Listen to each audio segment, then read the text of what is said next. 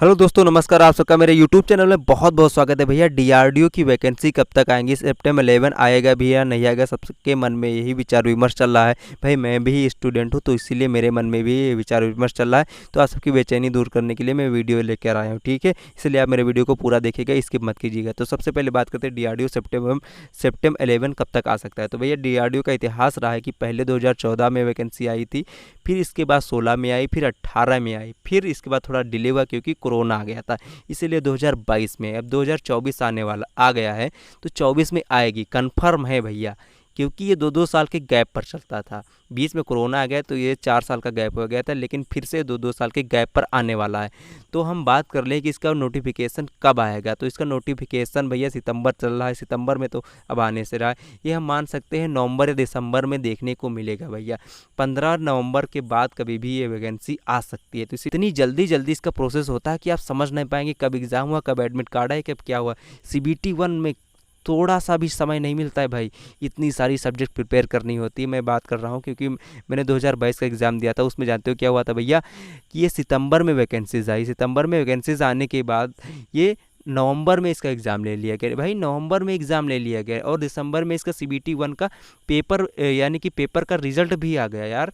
अब दिसंबर में रिजल्ट आने के बाद ये जनवरी में इसका सीबीटी 2 होने लगा। इतनी जल्दी टेक्निकल भी तैयार करना होता है, इसीलिए आप टेक्निकल और नॉन टेक्निकल दोनों पढ़ना शुरू कर दीजिए, क्योंकि इसकी वैकेंसी बहुत जल्द आपको देखने मिलेगी। उम्मीद करते हैं कि 15 नवंबर तक इसकी वैकेंसीज़ का नोटिफिकेशन आपके सामने होगा।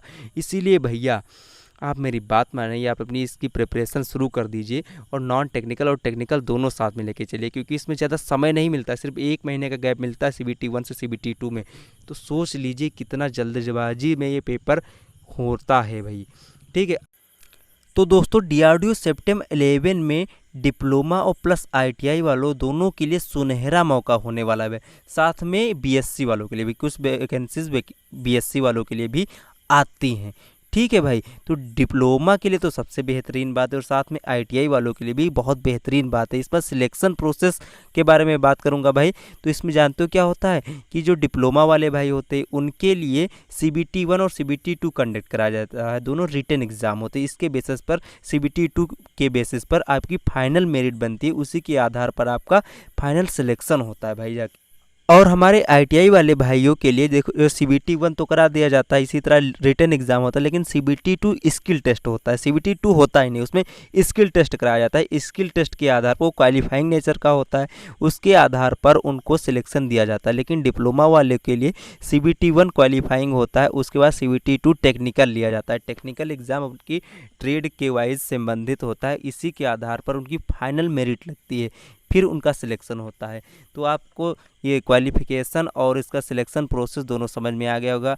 अगर आप डीआरडीओ सितंबर 11 की प्रिपरेशन कर रहे हैं और इसमें फाइनल सिलेक्शन लेना चाहते हैं, इसके सारी जानकारी आपको समयबद्ध तरीके से यानी कि समय समय रूप से आपको प्राप्त होती रहे, तो इसके लिए आपको सबसे ज़रूरी काम करना होगा, मेरे चैनल को सब्सक्राइब करना होगा और मेरे वीडियो को हो सके तो लाइक कर दीजिए। अगर आपको अच्छा लगा हो, कुछ सही लगा हो, तो आप मेरे चैनल को सब्सक्राइब करके मेरे वीडियो को लाइक कर सकते हैं, ठीक है दोस्तों। तो मिलते हैं अगले वीडियो में और ठीक है, नमस्कार दोस्तों।